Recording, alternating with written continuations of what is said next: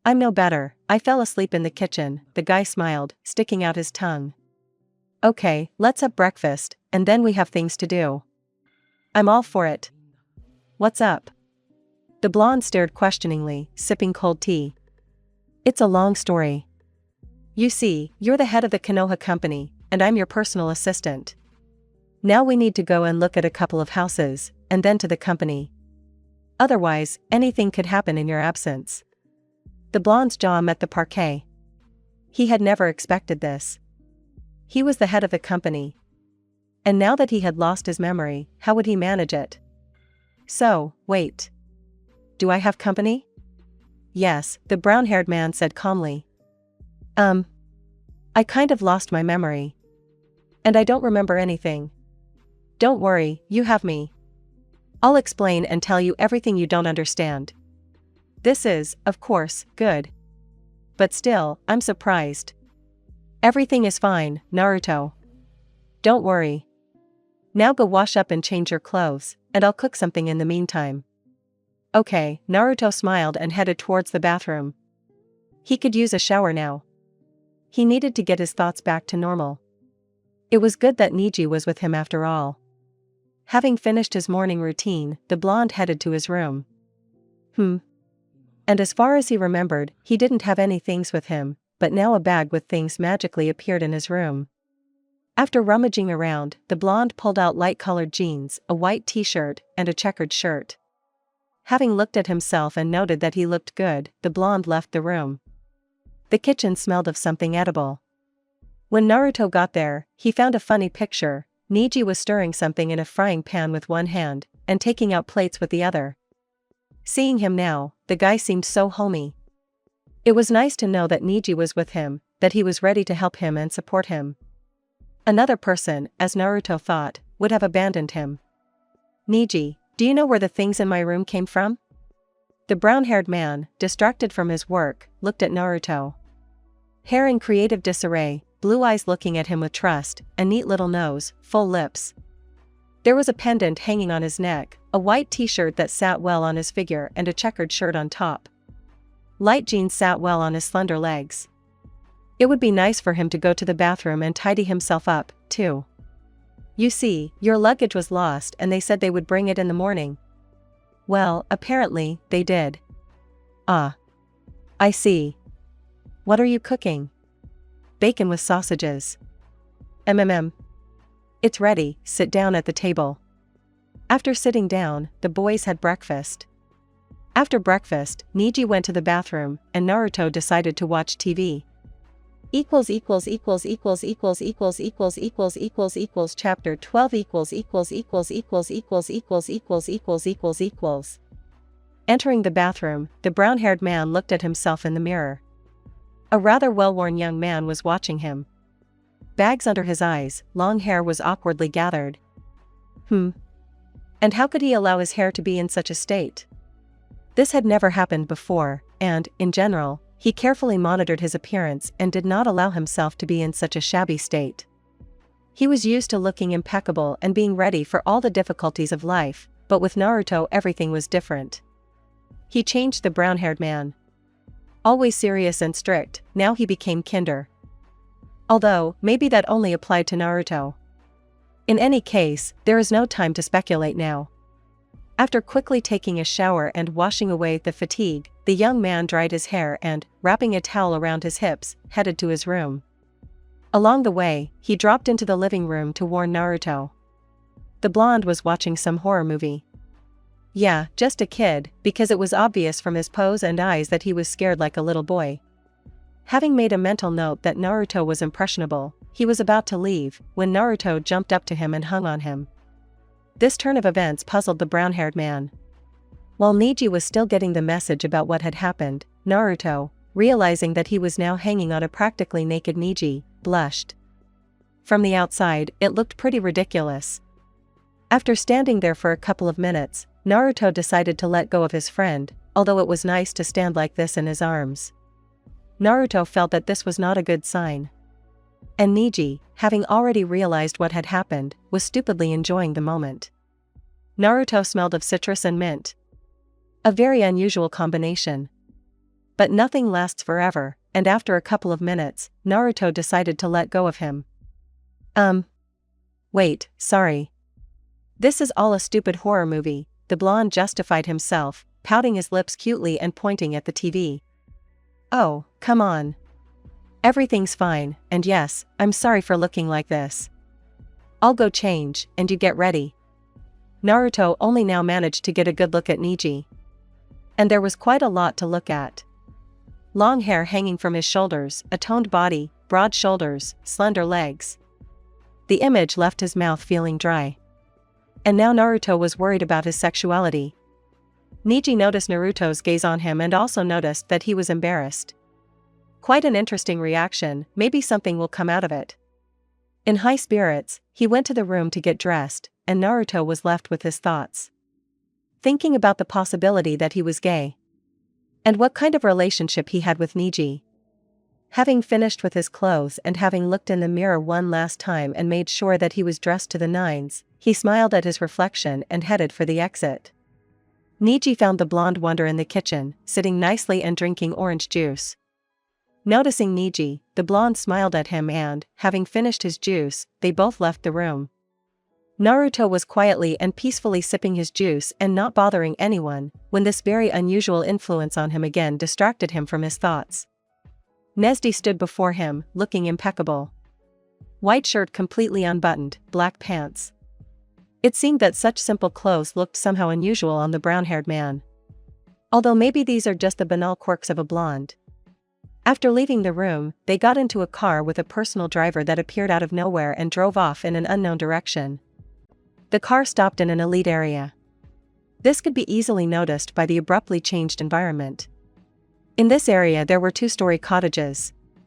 Naruto, of course, liked such houses, but he did not want to live in such an area at all. He was about to tell Neji what he didn't like, but it seemed like he was understood before he could say it, as Neji waved to the driver and they drove on. The brown-haired man looked at the area and then at Naruto and immediately realized that this option was not suitable for him.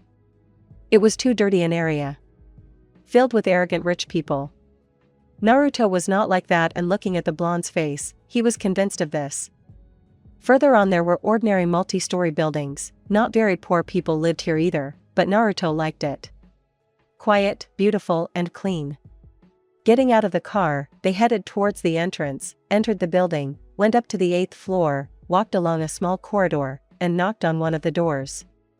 A very pleasant-looking old woman opened the door for them. Having let the guests into the house, she began to show them the apartments. A large, bright living room, then a small but cozy kitchen, also a guest room and a bedroom. Nothing unusual. Very simple and comfortable. But then they were shown to the balcony. It was quite large, it could easily be used as an office. Neji immediately thought of this. There was enough space, and there was something to look at. Naruto would get tired while working and could distract himself by looking at the scenery outside. This apartment seemed like a very good option to Neji. When they were shown into the living room again, the old woman was waiting for the boy's decision. "Well, I showed you the apartment, how do you like it?" The old woman said, smiling and looking at the guys. "Thank you very much, I really liked this apartment, and I already have some ideas about the decor." "How do you like it, Neji?" "I like everything too." "Well, then, congratulations on your new home. I suppose we'll do the rest of the formalities later?" "Yes, I'll call the secretary and he'll call you back." "Then goodbye. All the best." The guys thanked the old lady and headed to the office. Chapter 13.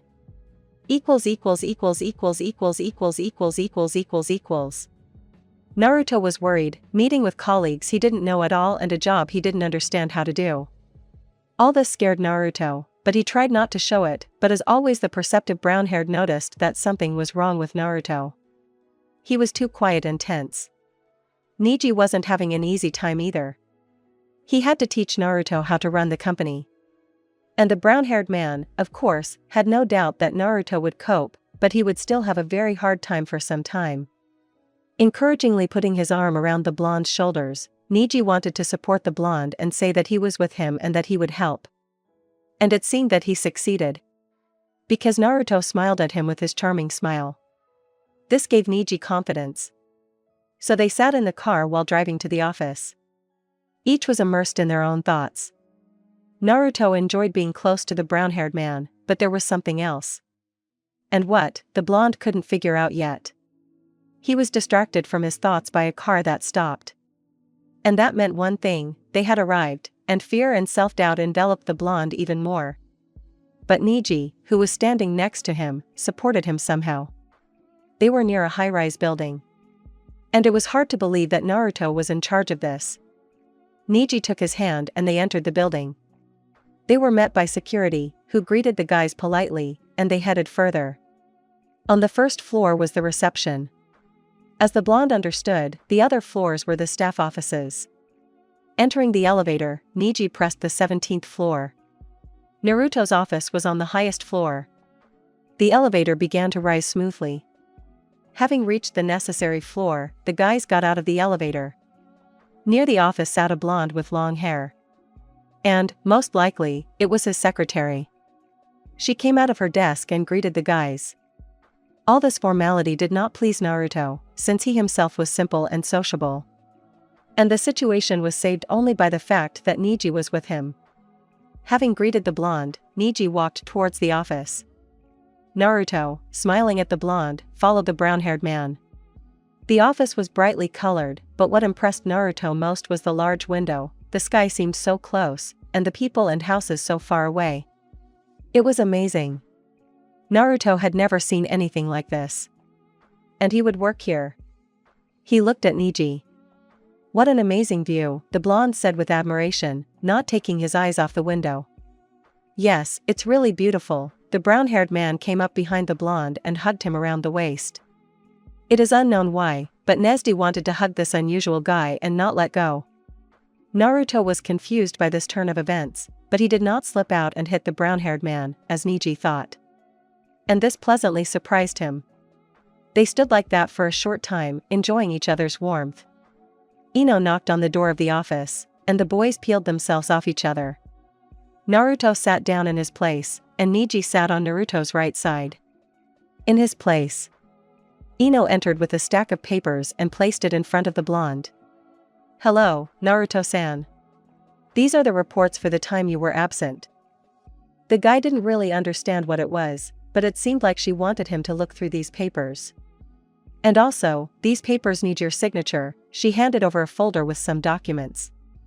Okay, thank you, I'll look through everything and when I'm done, I'll call you, the blonde said, the first thing that came to mind. At first, the brown-haired man was worried that Naruto would get confused, but his worries were in vain. He was doing great. Although he himself did not understand it. He was very smart and not stupid, as it seemed at first glance. The girl smiled and looked at Neji. He nodded. Would you like anything? Maybe coffee or tea? I'll have some tea, and you, Neji? The guy looked at the brown-haired man. Yes, I think I'll have some coffee. Okay, I'll bring it now. The girl left the office, and the blonde exhaled loudly. Although it may not have been obvious, he was very worried. Naruto did not want to let Neji down, so he tried to act as naturally and confidently as possible. Naruto, don't worry so much. You're doing great. You'll get used to it soon. The guy smiled encouragingly. Yes, you're right, Neji, thank you. And what should I do with this? The blonde pointed to the stack of papers. Now I'll tell and show you everything. These are reports on the work done and finances. Neji started telling and explaining to the blonde miracle what and how. He absorbed everything like a sponge. And he was doing well. By evening, the completely exhausted guys got home. They didn't want to do anything at all. They had only sorted out half of the documents. Naruto was completely exhausted, and now his only desire was to take a horizontal position on a soft surface, but dreams were not destined to come true. Neji was also very tired, but he couldn't let the blonde pass out like that without eating and getting himself in order. He was generally for a healthy lifestyle and proper nutrition. So he sent Naruto to the bathroom and started cooking. equals equals equals equals equals equals equals equals equals equals chapter 14 equals equals equals equals equals equals equals equals equals equals. All tired and exhausted, Naruto headed to the bathroom. Taking off his clothes, the young man stood under the cool streams of water. It gave the guy at least a little vigor, and his muscles began to relax. After standing for a couple more minutes, Naruto began to soap his head. After the shower, the guy discovered that he forgot to take clothes, and, as luck would have it, there was no robe, and the blonde had no choice but to wrap a towel around his hips and head to the room. At that time, Neji decided to make a new bed in Naruto's room. Already finishing, Neji found Naruto leaning against the wall and watching him. The brown-haired man was a little embarrassed, but, putting on an imperturbable expression, he smiled at the young man. I decided to change the bed linen, sorry for coming into your room like that. No problem, thank you. I'm also sorry for looking like this. There are no more robes in the bathroom, and I forgot to take my things with me. Yes, Neji had to make a huge effort to look Naruto in the face. The drops rolling down the blonde's torso were beckoning the brown-haired man to come over and lick them off the blonde's tanned body. Naruto was about to go to the wardrobe to get some clothes when Neji came up to him and kissed him. Neji couldn't resist, Naruto was unknowingly provoking him. While Naruto was in a state of shock, the brown-haired man took advantage of this and began to explore Naruto's mouth, which was so tempting to him. Suddenly Naruto had such a strange feeling. It was nice to feel the brown-haired man's touch, but something was wrong. Naruto couldn't figure out what yet, but he would definitely figure it out. Naruto pulled away, his face flushing. Neji smiled and left the room. While Naruto was trying to sort out his feelings, Neji smiled awkwardly. He was starting to fall in love with this bright young man. Whether it was for the better or not, Neji would find out later, but for now he waited for Naruto in the kitchen. Dressed in sweatpants and an orange t-shirt, Naruto went into the kitchen, where Neji was already waiting for him. Looking at his friend, his cheeks turned traitorously red. Neji found it funny to watch Naruto. He was an unusual guy after all. There was a pleasant silence in the kitchen, everyone was thinking about their own. Naruto was trying to get his memories back and hoped that he would sort things out with Neji, since he had made his feelings for Naruto clear. But for now, the blonde couldn't respond to the brown-haired man's feelings. Something inside him told him that he shouldn't rush. And something would happen soon. After having a snack, the guys went to their rooms. Today had been a hard day, and they needed rest. Itachi. The brunette spent the first time sitting in the apartment, not going out and not talking to anyone. He didn't want to see anyone. There was a hole in his chest that appeared when Naruto disappeared from Itachi's life. And nothing could fill that void. After sitting at home for a week, Itachi finally decided that he had enough of being sad. It wouldn't get any better if he sat at home and worked himself up. Fugaku was about to go and get his son himself. But Itachi decided to go back to work himself. He went into his office without saying a word to anyone. Fugaku waited for his son to come to him, but it didn't happen. Deciding that there was no point in waiting, he went to his son's office. He needed to make sure that Itachi was okay. And he could continue to carry out his plans, because he had big plans for Itachi. Sasuke, Fugaku believed, was not good enough to rule the Uchiha Empire. But Itachi was cold-blooded, able to obey him with just one look. He was proud to have raised such a son. Itachi was completely suitable for the role of the main heir of the company. Entering the office without knocking, the brunette saw his son sitting and reading some papers. They insolently ignored him. This was starting to get on his nerves, and Fugaku sat up and snatched the papers from his son's hands. Itachi looked at his father, there was emptiness in his eyes, they reflected the pain he felt, and the cold, complete indifference. It was somehow unusual to see such a son. Of course, he had not been particularly emotional before, but now the complete indifference in his eyes was frightening. He was starting to worry. Itachi continued to stare at his father without any interest. He finally got what he wanted. It seemed like he should be happy. Although what difference did it make now? Fugaku couldn't stand Itachi's gaze, he was too heavy. And his conscience decided to remind him of itself at the wrong time. Looking at Itachi now, for a second it seemed to him that he had made a mistake. but he quickly pushed these thoughts away. "Hello, Itachi." "My condolences," Fugaku began. Itachi snorted indifferently and nodded. All this falseness was so infuriating to Itachi. His already battered psyche might not be able to withstand it now, and he would definitely break down. Realizing that they absolutely did not want to pay attention to him and see him, Fugaku only sighed. "I have a business matter. I have decided to hand over the company to you in the near future. And to celebrate this, I will throw a festive evening. You can find yourself a wife there. So be prepared." There was no answer. And, deciding that silence was a sign of consent, Fugaku was already approaching the door when he was interrupted by his son's voice. "I'm not going to get married. And go away with your company, far and for a long time." Fugaku was shocked. He hadn't expected this. This was something out of the ordinary. Itachi had never allowed himself to be treated like this before. Yes, they didn't get along, but to this extent. Apparently, Itachi really was feeling bad now. "You're going through a hard time right now, and that's why I'll pretend I didn't hear anything." Fugaku left the office and Itachi broke the pencil he was holding in his hand. Itachi seemed to be completely immersed in his work. He almost spent the night in his office. And he began to find new partners from different countries. A meeting with Namake's Aaron was soon to take place in France. The name was familiar, but Itachi could not remember where he had heard it. Thinking that it was his sick imagination, he made an appointment. And in a week they were to meet to sign the papers. Chapter 15.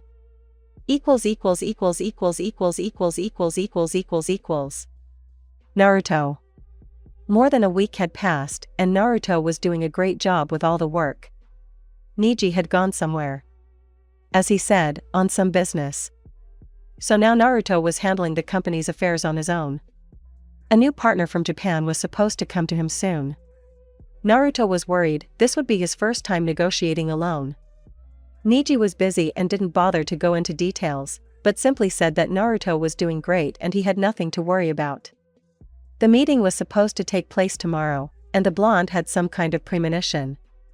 In his dream, some brunette came to him. He looked like Neji, but it was not him. This guy called Naruto. He had a pleasant velvety voice. But it was so familiar and dear. It seemed that Naruto's memories were very close and they would return again, but the connection was lost, and the young man woke up. The blonde was bothered by the fact that he couldn't remember the guy. Naruto felt that it was very important. But he couldn't help it, the memories just wouldn't come back. It was like something was stopping him. Having completed all his morning procedures, the young man went to the kitchen and made himself some coffee. After sitting for a couple more minutes in thought, the blonde headed to the office. A new partner was supposed to arrive today. But the closer Naruto got to the building, the more restless he became, as if something was about to happen. Having reached the office, Naruto sat down in his chair as usual and, turning to the window, began to look at the landscape, waiting for the guest. Itachi was on edge since early morning this morning, and without understanding why, he kept losing his temper. Something was really bothering him. His intuition couldn't let him down, although maybe it was paranoia. In any case, having reached the tall building, Itachi headed towards the office. Having already climbed to the right floor and approached the door, his pulse noticeably accelerated. Having looked at the place where the secretary should sit, but not finding her, Itachi sighed and knocked on the office door. The spacious office was empty at first glance, but upon closer inspection he noticed a man sitting in a chair near the window with his back to him. Aaron-san, Itachi decided to hesitantly attract the attention of his interlocutor. Naruto once asked why he was addressed as Namake's Aaron, to which Neji replied that it was a nickname, but something else was bothering him, that voice. Turning around, they both froze. Itachi felt like the ground had gone out from under his feet. This couldn't be happening. Naruto was standing in front of him now, his Naruto. But how? This couldn't be happening. Naruto was also shocked. There was something so familiar, so dear about him. But what? Naruto knew he had to remember, it was very important, and then the name Itachi popped into his head. Itachi, Naruto said uncertainly. Naruto, tears flowed from Itachi's eyes. He simply did not believe that his Naruto was alive. Fearing that it was just a dream, he approached the fox and hugged him, inhaling such a familiar scent. Naruto and Itachi were enjoying a walk in the park. Fresh air and birds singing, children playing, a loved one walking next to them, this made their souls feel warm and calm.